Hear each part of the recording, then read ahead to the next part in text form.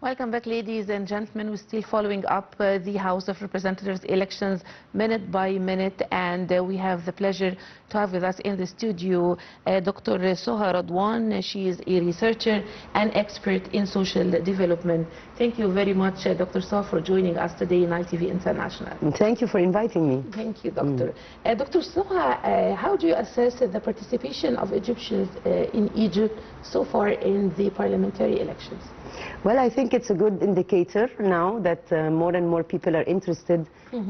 Whenever citizens and people in a country feel that they have their votes matter, they tend to participate more and more.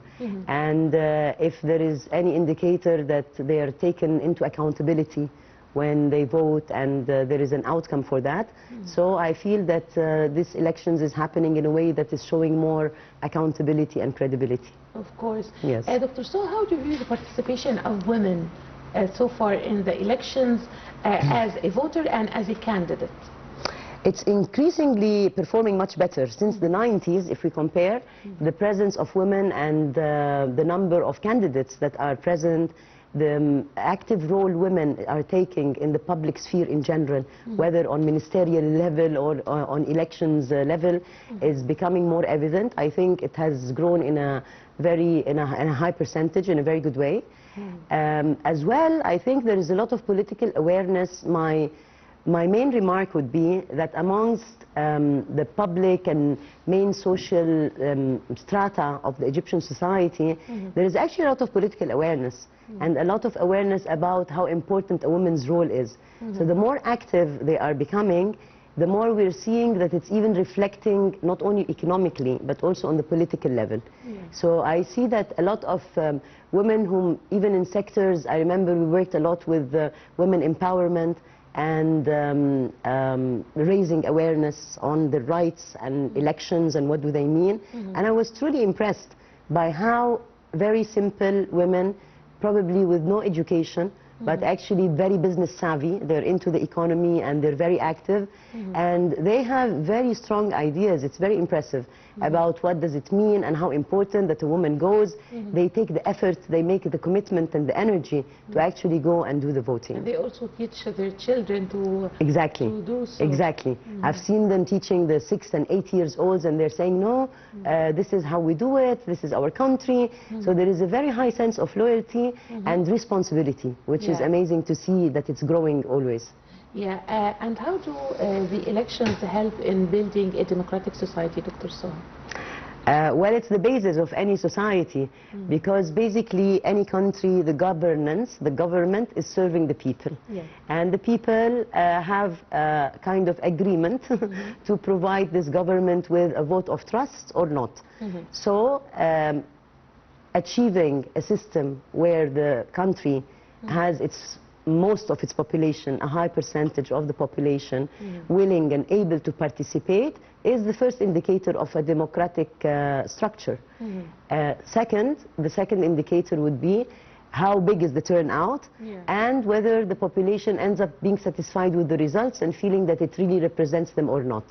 So it's a very important, it's the basis of any democratic system, one of the main indicators to see how the elections are working. Yeah, Dr. Soha, I would like you to tell me more about the role of schools and universities in shaping the awareness of the youth and younger generations. Well, I think it's very important, and it's interesting that you have so many models of, you know, these simulations. So universities, we know since 20, 30 years now, it's become very widespread, and it's spread even more to the schools. So it started maybe with the model United Nations, model Arab Leagues, model parliaments, and it's spread even to the schools in the recent years. I also deal with a lot of youth and young people, teenagers, and it changes their understanding. It changes their understanding because the subject becomes not only a teaching or, you know, somebody, a teacher or somebody adult telling them that this is important for you.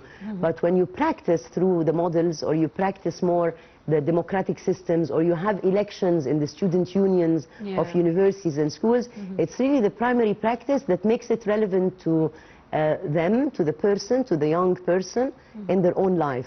And then they understand its importance. So it's a very important platform to start this democratic cultural process. Yes, and what about the main challenges facing the next parliament, Dr. Soha? Well, we always have, Egypt is really expanding and growing, and we have a lot of portfolios, I think, that have to be worked on. So the parliament is always busy, I believe, and there is a lot of achievement to happen by 2030 and in the coming years on all levels and all folders, of course.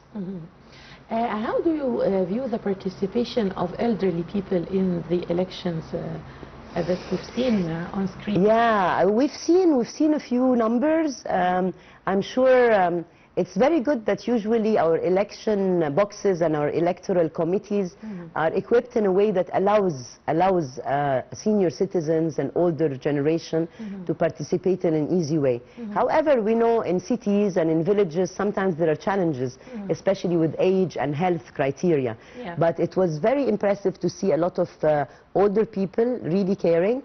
I think the awareness is more that this is our final responsibility. You know, we have the time and we can exert the energy because this is our right, but also I feel from older people it comes out of a sense of responsibility, and that's very beautiful to see. Yeah, and moving to the National Election Authority's facilitation this year for the elections, how do you view the QR code and the application to be downloaded on the mobile to ease the voting process? How do you see this? Well, it's a big step. It's a big step for us, definitely, because this takes it into more, you know, it's now the age of technology, and this facilitates a lot your ability to participate. So the whole e-government of Egypt and the whole electronic systems, especially now applied in this app and the electoral process, is facilitating, and I'm sure it's going to reflect very well on increasing participation.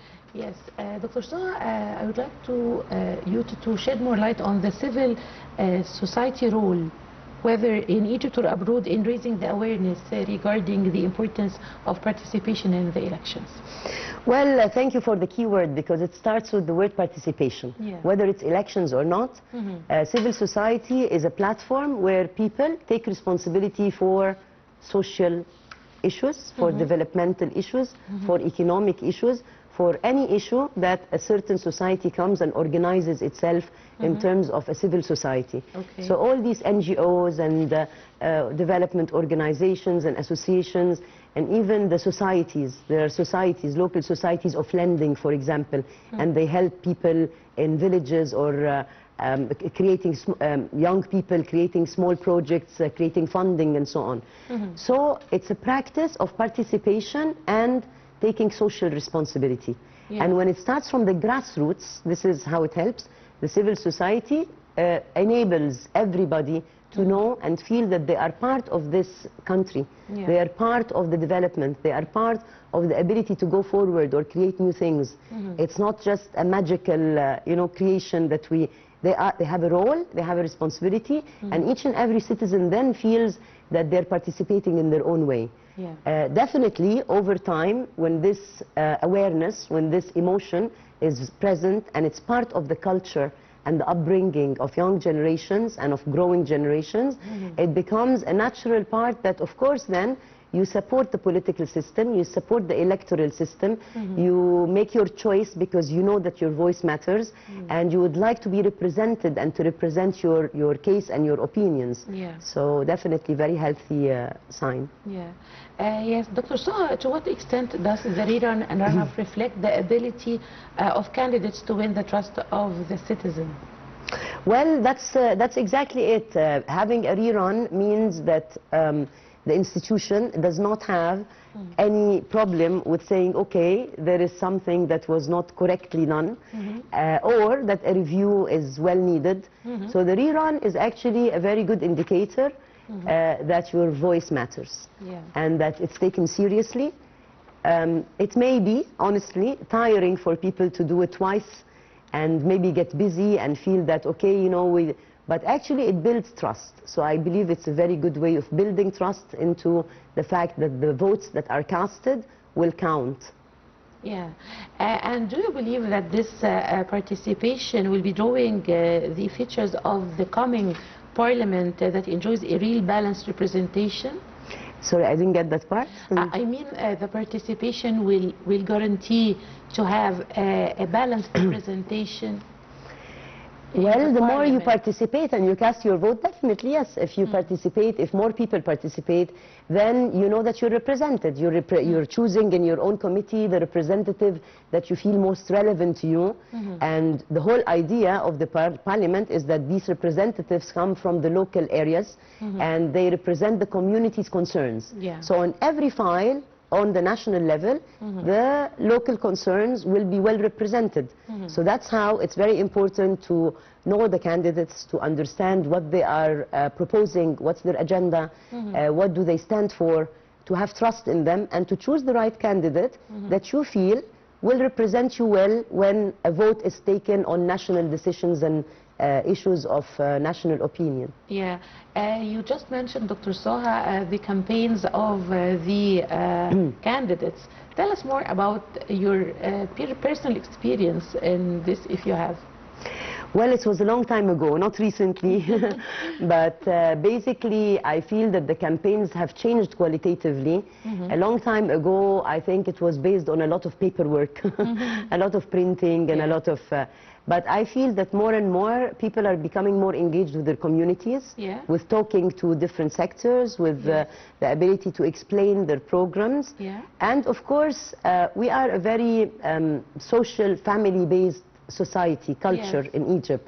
So personal knowledge of the person and the knowledge of the families and how they are all connected is an important factor. So this, I think, creates more social solidarity. So the candidates have been working more on, I think, being close to their communities, I believe, and that helps them in their campaigns. Yeah. Dr. Soha, how do you view the turnout so far in the first stage, second stage, and runoff, and the rerun? And the rerun, the turnouts? The turnouts have not been bad. I'm personally hoping for more. I was hoping for more, but they have not been bad at all. Yeah.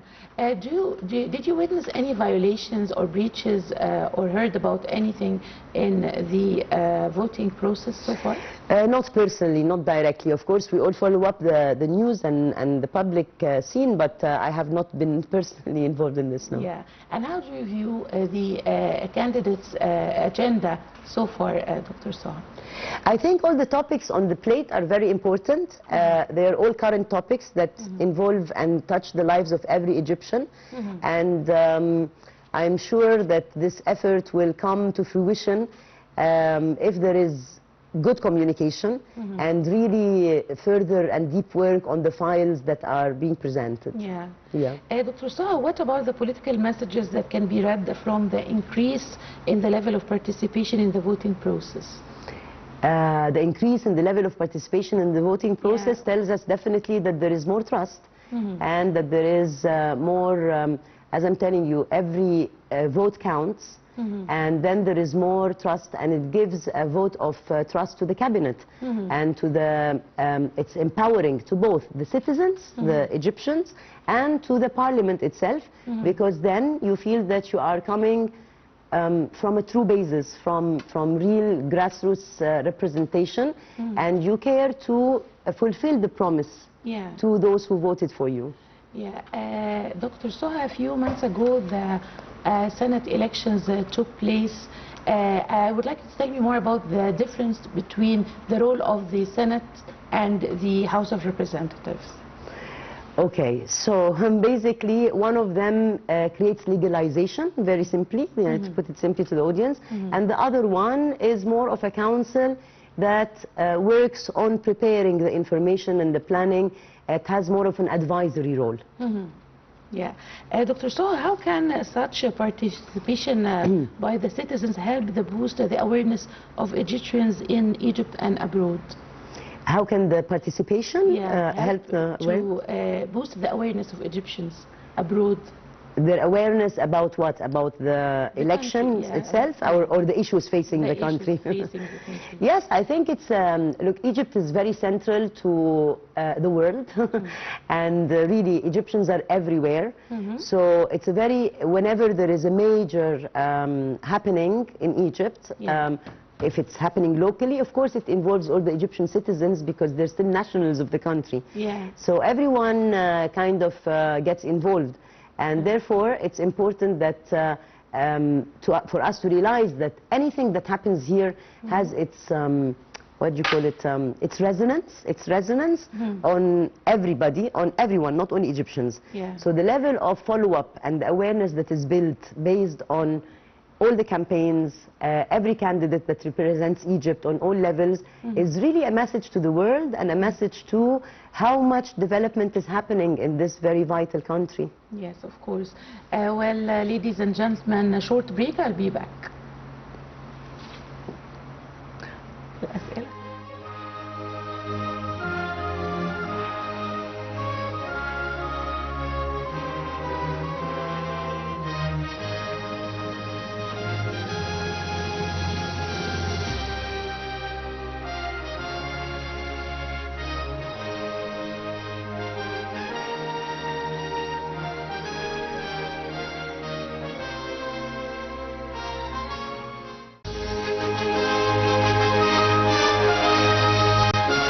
Parliament today reflects a striking transformation in women's participation, not only in numbers, but in impact.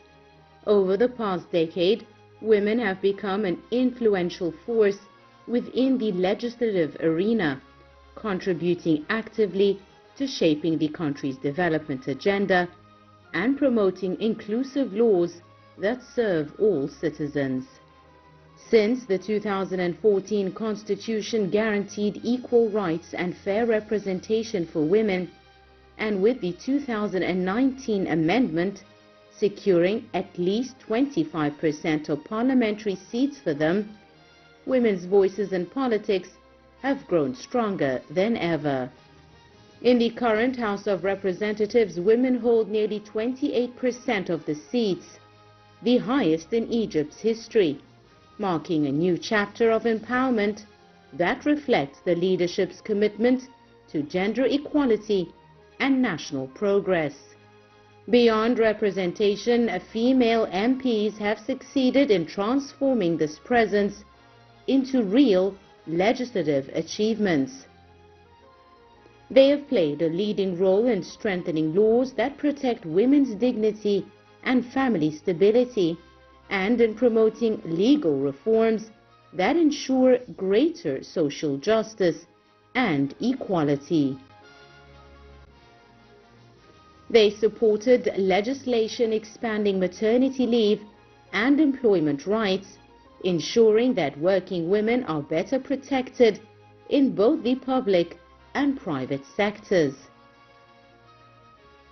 Women parliamentarians have also pushed forward reforms supporting small and medium enterprises, empowering women economically, and promoting their participation in national development. On social issues, they've championed the rights of people with disabilities and rural women, calling for equal access to education, healthcare, and job opportunities. In environmental and economic committees, they've contributed to policies addressing climate change, renewable energy, and sustainable development, ensuring that Egypt's Vision 2030 remains inclusive and forward-looking. These accomplishments reflect not only personal determination, but also a wider national climate that values women's roles in decision-making. Under the supervision of the National Council for Women, now headed by Judge Amal Ammar since November 2024, and with the support of Egypt's political leadership, programs have been developed to prepare women for public service, train young female leaders, and strengthen their presence in political life. Today, women in Parliament are proving that participation is not just symbolic. It is effective, measurable, and essential. Their work embodies Egypt's belief that empowering women is not just a matter of equality, but a foundation for progress and national strength. Through their initiatives, debates, and legislative efforts, women are helping shape a more just, balanced, and inclusive future for all.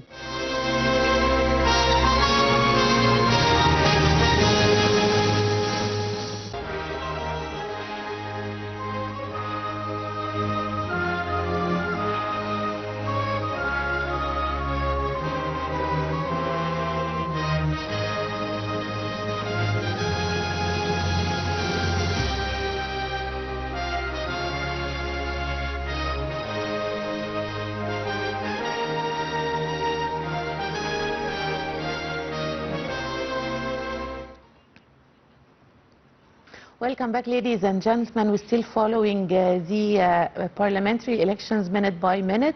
And now we have with us over the phone our colleague Sherif Bousela from Al Buhaira Governorate. Good morning, Sherif. Good morning, Abir. Thank you for joining us, Sherif from Al Buhaira. Tell us more about the turnout and the participation so far in the elections. Okay, I'm here in Al Buhaira Governorate to cover the event of the first phase of Egypt's 2025 parliamentary elections. As a reminder, Al Buhaira is located to the west of the Nile Delta, that is an area of nearly 9,800 square kilometers, and is home to almost 7 million residents, making it the sixth most populous governorate in Egypt. Yeah. This makes it a key electoral stronghold with over 4,388,000 voters.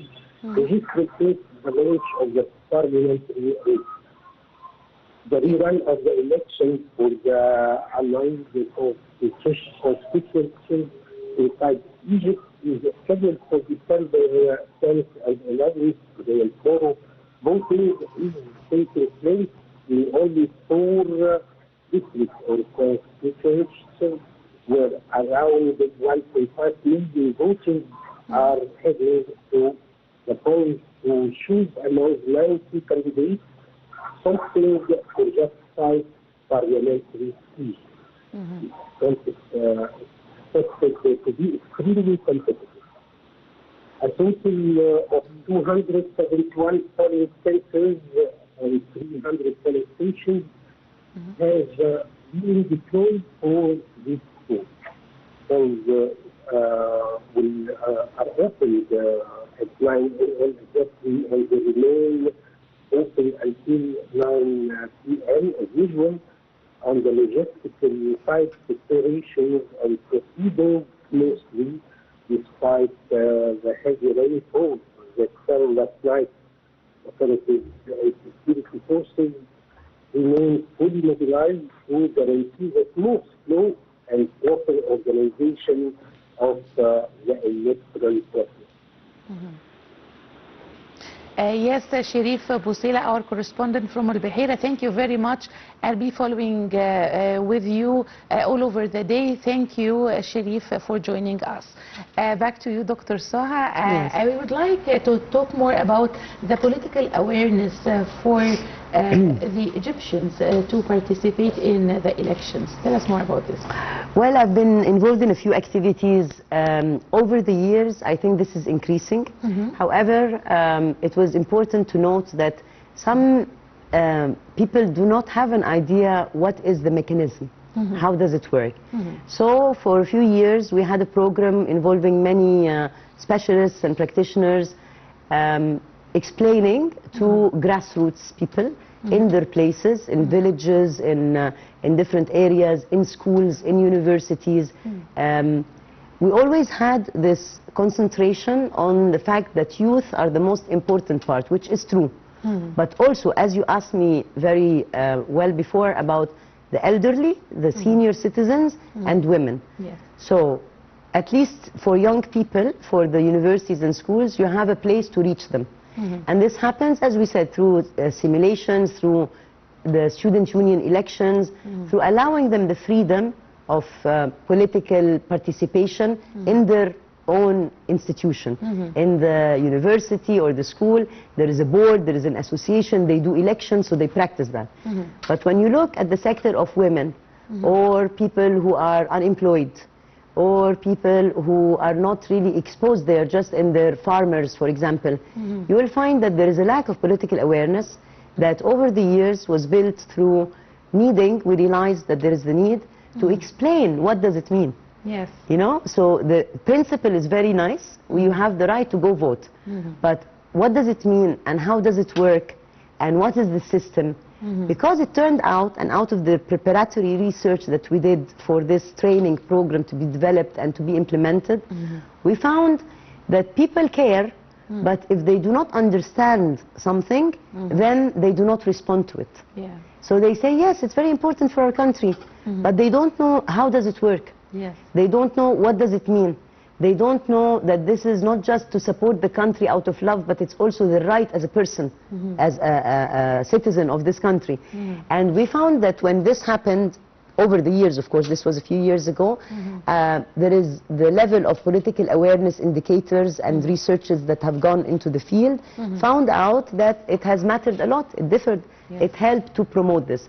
So I believe ongoing training, capacity building, empowerment, explaining in simple ways. We had these tools with very simple presentations, even cartoon-based presentations, symbolic with pictures, people understand with pictures. To catch the eye. To catch the eye and to make it very simple. It's nothing, you know, people think it's very complicated, it's too big for us. So this awareness is where the, this is where the knowledge and the awareness needs to be built for people to be empowered and to understand why they need to participate more. And these ongoing programs should not happen only when we have elections, but this is the idea that year-round, all over the year, they should be happening. It's part of building a healthy political culture, because a healthy political culture is based on knowledge, on awareness. So if we're spreading this all the time, and if civil society, as you also asked me about it before, civil society is active in creating this in addition to all the institutions, this will have a very good effect, outcome on electoral participation when the come times for elections. Of course. Yes. Dr. Soha, how do social funds help the community development so far? Well, this is a big theme under the theme again of empowerment.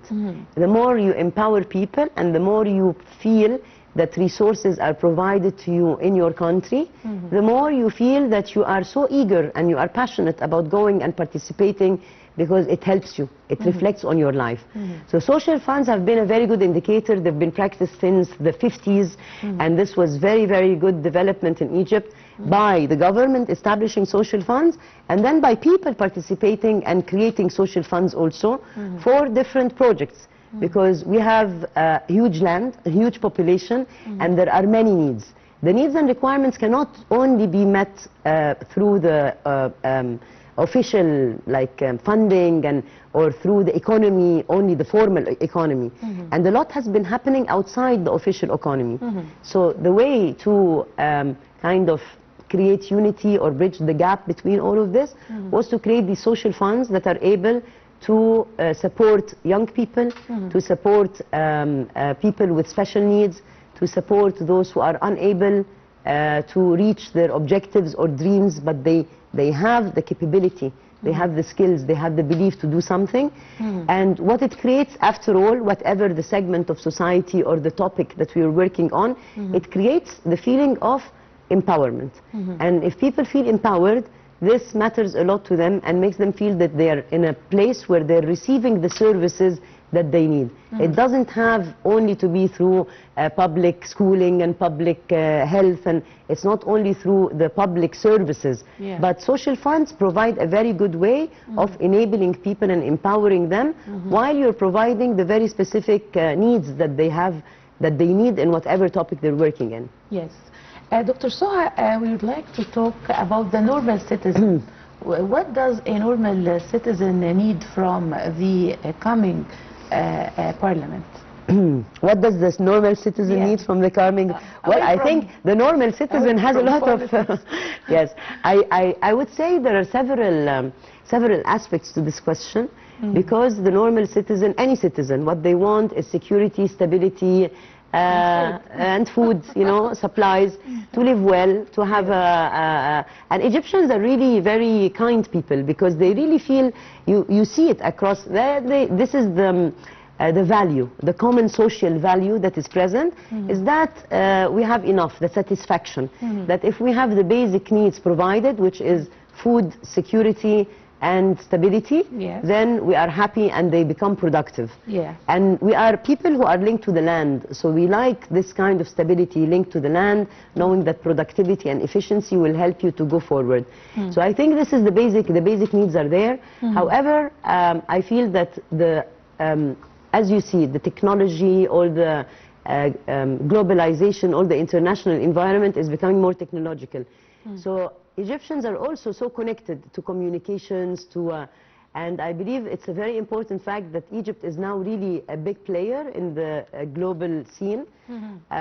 So feeling that you are part of a bigger whole in the world, feeling that Egyptians have opportunities to collaborate, to do different things, that Egypt is open and a lot of international things are coming in here. This is also a promise of a future development and of a better future for Egyptians. So there is always the basic needs, but also the hope into the future. And in addition, the freedoms, practicing the freedom to vote is one of them. And having this freedom provided is one of the very important assurances for what I think of what an Egyptian citizen expects to have as a stable system in their country. Yes, Dr. Soha, we would like to talk about the rerun and the National Election Authority. What do you think, how does the National Election Authority plan to prevent the issues that led to the annual results in the beginning? Well, I think more precautions are being taken, and of course all these electoral mispractice or malpractice are over the years they change, okay? But there are some basic things. So monitoring, better monitoring, and allowing for more time, allowing for more transparency helps. Of course, these are all regulations that help make the electoral process more viable and more trustable. Yes, of course. Okay, Dr. Soha, what are the main reasons behind the cancellation of the annual constituencies before? Well, I think it is that what we're saying, that the electoral process was not going in a way that felt that it is votes of confidence. There were observations of certain places where there was mispractice and not really, you know, candidates were not really depending on the public vote, but using practices that were not ethical.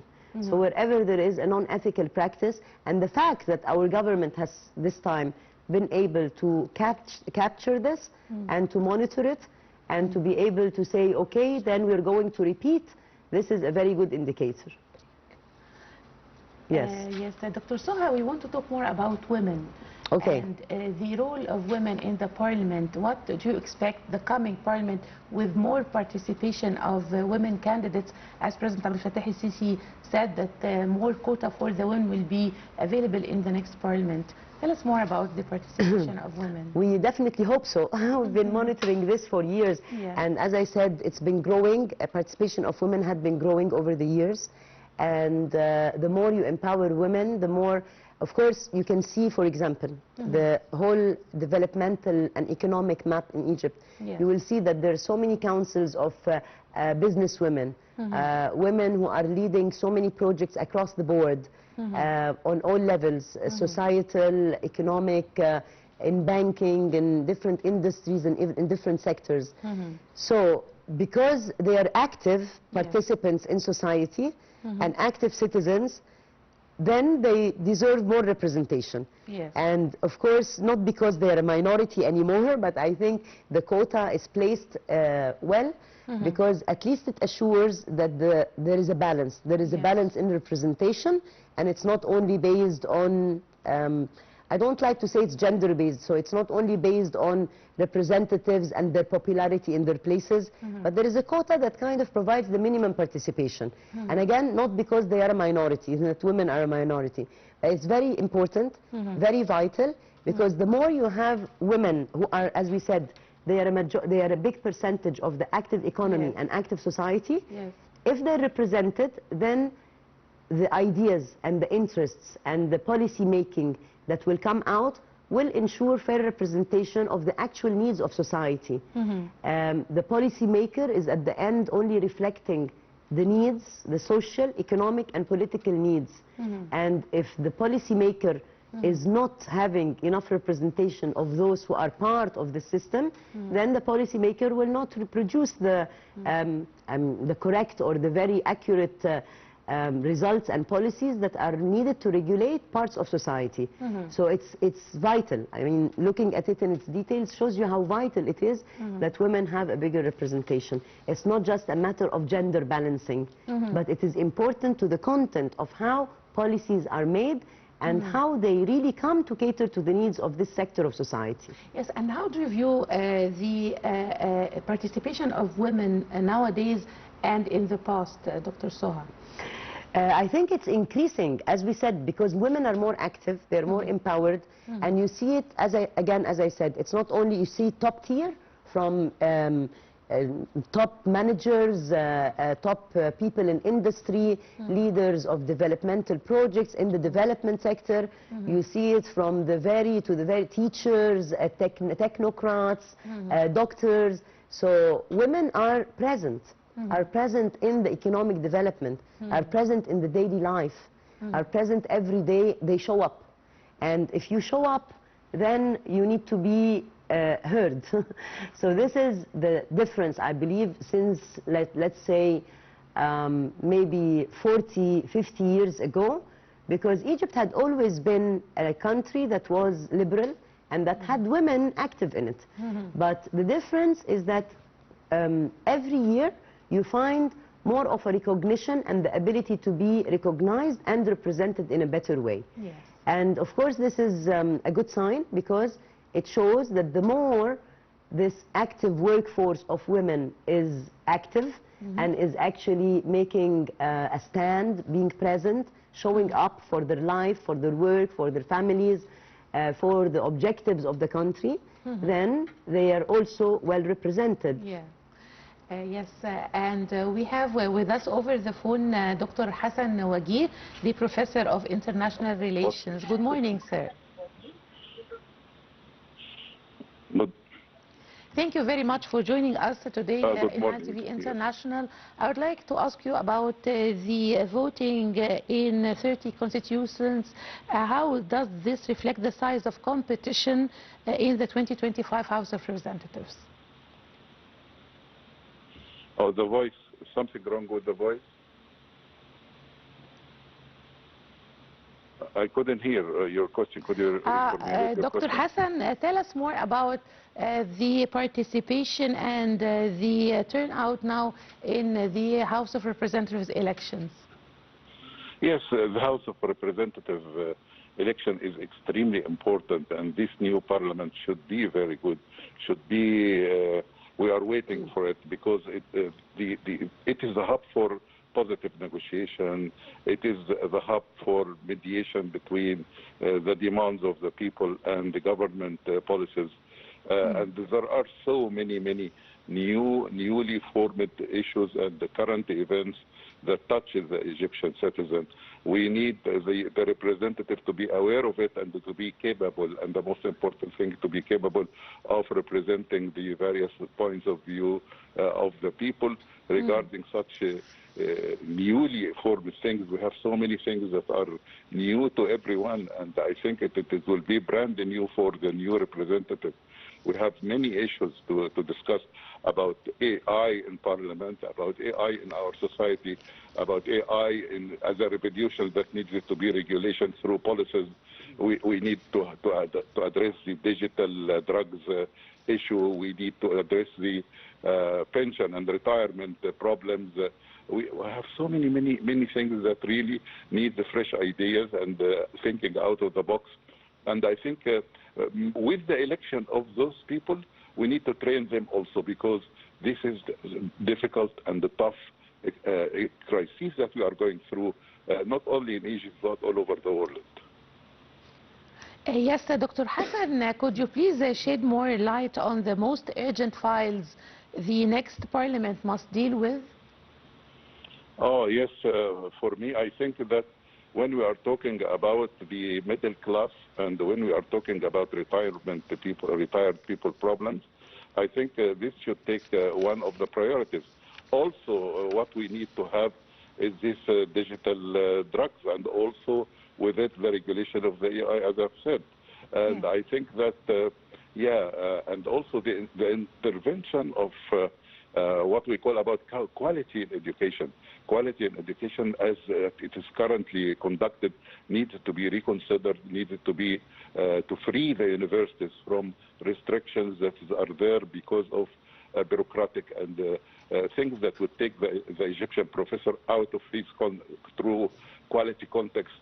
And I think this is extremely important. Universities should be there, because universities are supposed to lead the society, to spread and disseminate fresh ideas, do training to these the representatives. I think that we need that very much, because lacking of training in such a thing and in these all hot files would terminate us by having someone doesn't say anything about the real demands. Yes, Dr. Hassan Wagih, the Professor of International Relations, thank you very much for joining us today on Nile TV International, and also thanks to Dr. Soha Radwan, a researcher and expert in social development. Thank you, Dr. Soha, for coming to Nile TV studio. Thank you. Thanks so much. Ladies and gentlemen, we reached the end of our show today. Thanks for watching, and please stay tuned.